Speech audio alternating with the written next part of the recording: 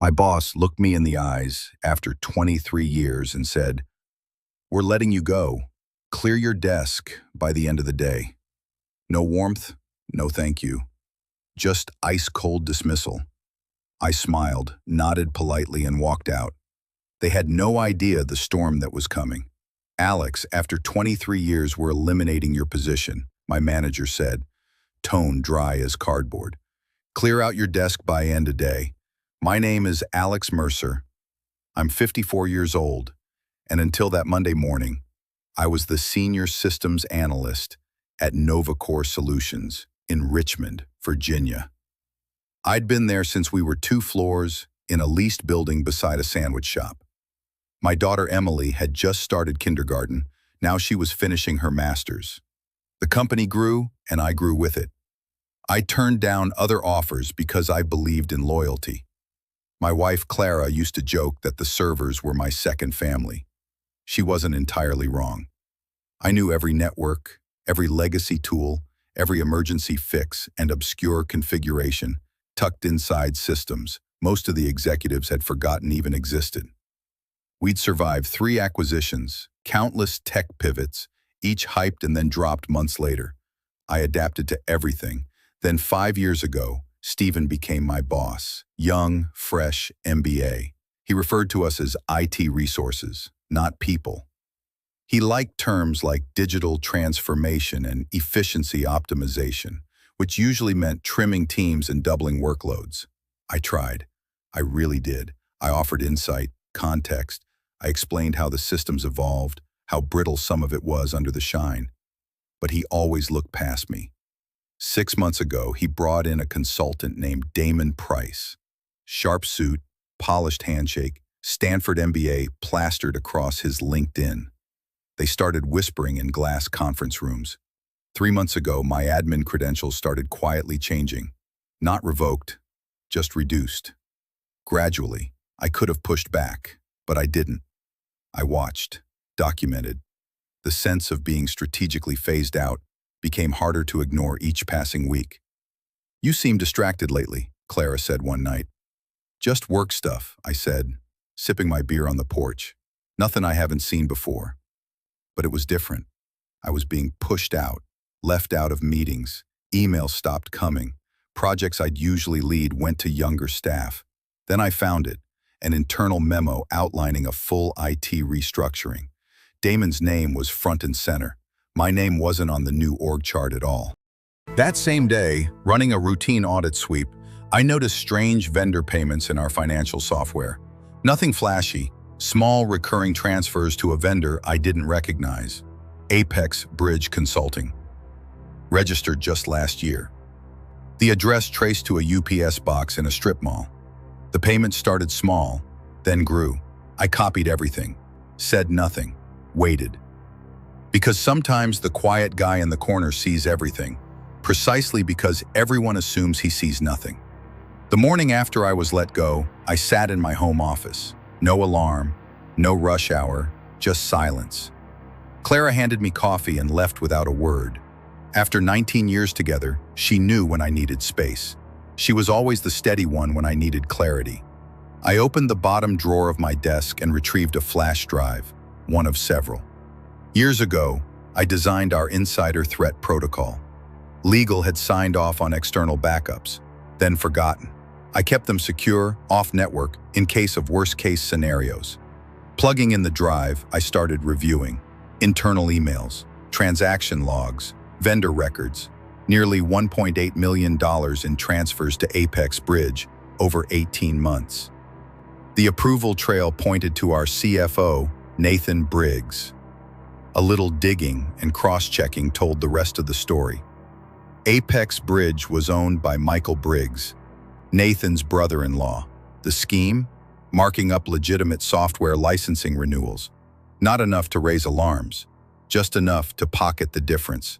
Spread out across multiple departments and staggered timelines, it could easily slip through audits. I leaned back, feeling something settle in me.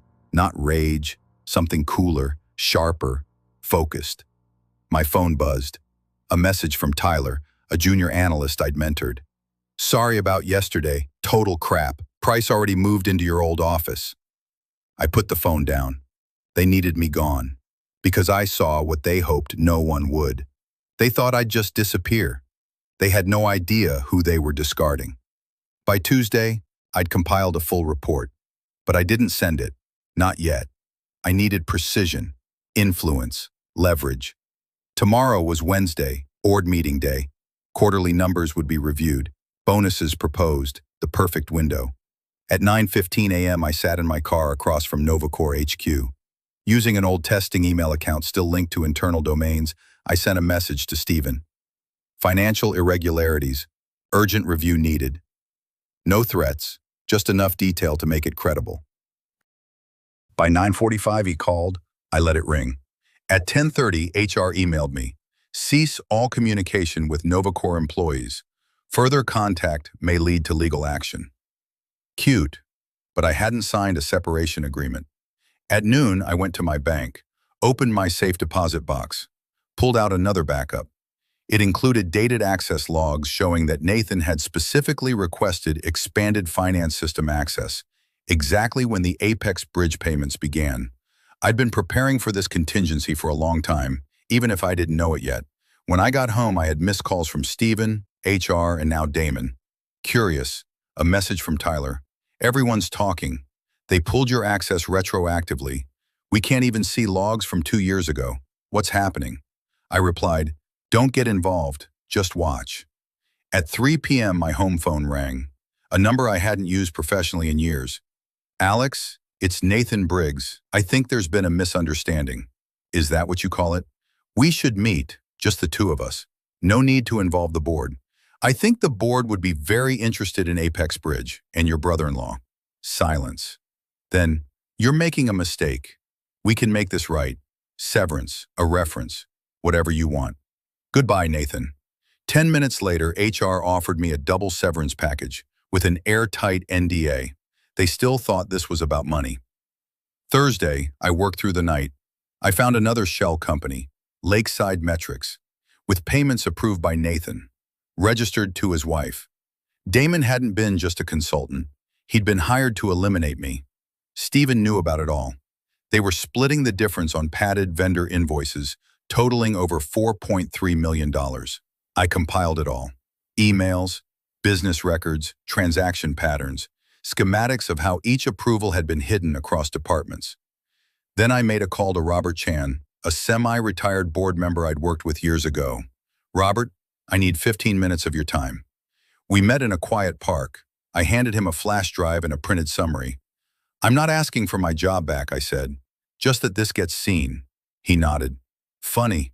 The board noticed how tense Nathan and Stephen were yesterday. This might explain it. Friday, I set up an automated email to all board members. Before approving Q2 bonuses, please review the attached. At 9 a.m., their finance committee met. At 9:32, a text from Tyler. Police just arrived.